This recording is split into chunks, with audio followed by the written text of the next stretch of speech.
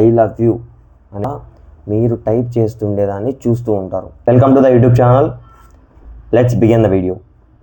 ఈరోజు మాట్లాడుకోబోయే టాపిక్స్ వచ్చేసి 6 అటాక్స్. ఈ అటాక్స్ని ఎక్స్ప్లెయిన్ చేస్తూ రియల్ వరల్డ్ ఎగ్జాంపుల్స్తో మీ ముందుకు వస్తున్నాం. అటాక్స్ పేర్స్ వచ్చేసి చెప్తున్నాను చూడండి. Phishing, malware, DDoS attack, ransomware and spyware, keylogger. ఈ 6 టైప్స్ అటాక్స్ని యూజ్ చేసి హ్యాకర్స్ అయితే హ్యాక్ చేస్తున్నారు చాలా మొబైల్స్ని, పీసీస్ని.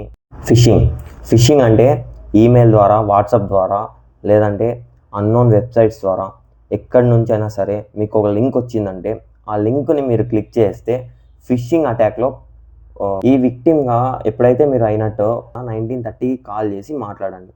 అప్పుడు వాళ్ళైతే వాళ్ళ సర్వర్లో ఉంటే మనీ అనేది బ్యాక్ చేస్తారు మీకు, లేదంటే చేయలేరు. కానీ మీరు 30 minutes లోపు ఈ సివియర్ యాక్షన్ అనేది తీసుకోవాలి.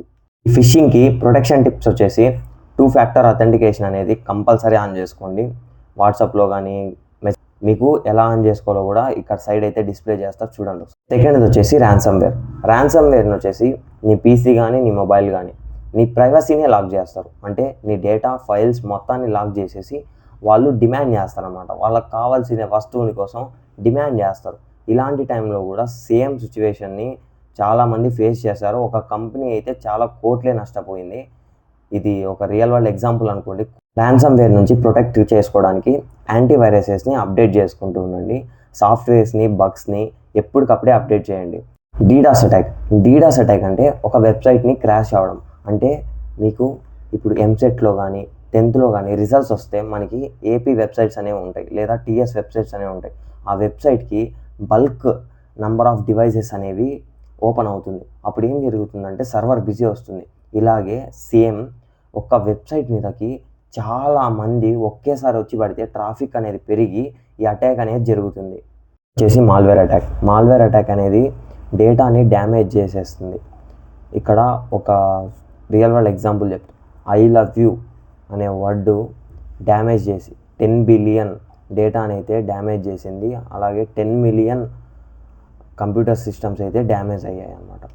స్పైవేర్ వచ్చేసి మన కెమెరా, మైక్ యాక్సిస్ని తీసుకొని లేదా స్క్రీన్ యాక్సిస్ని తీసుకొని వాళ్ళు చూస్తుంటారు అనమాట, మీ లొకేషన్స్ని లేదా అదర్ ఎక్సెట్రా అనమాట. ఇప్పుడు ఏమైందంటే ఇలాంటి టైంలో మనం ఏం చేయాలంటే ప్రొటెక్షన్ టిప్స్గా ప్రతి ఒక్క యాప్కి ఇక్కడ ప్రొటెక్ట్ చేసుకోవాలి.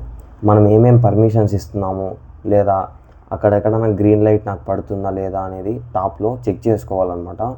అది కూడా నేను చూపిస్తాను ఎగ్జాంపుల్ సైడ్లో ఒక ఎగ్జాంపుల్ పెడతాను చూడండి ఒకసారి. కీలాగర్ అనేది నువ్వు ఎక్కడైనా ఏదైనా కానీ స్క్రీన్ పైన టైప్ చేస్తుంటే వాళ్ళు అక్కడ మీరు టైప్ చేస్తుండేదాన్ని చూస్తూ ఉంటారు. దీన్నే కీలాగర్ అంటారు.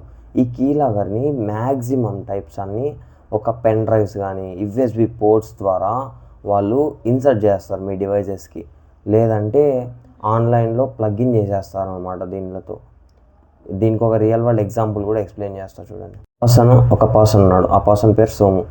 ఇప్పుడు ఆ సోము వచ్చేసి ఒక హాస్పిటల్కి వెళ్ళాడు అనమాట. హాస్పిటల్కి వెళ్ళి వచ్చాక రిపోర్ట్స్ వచ్చాయి.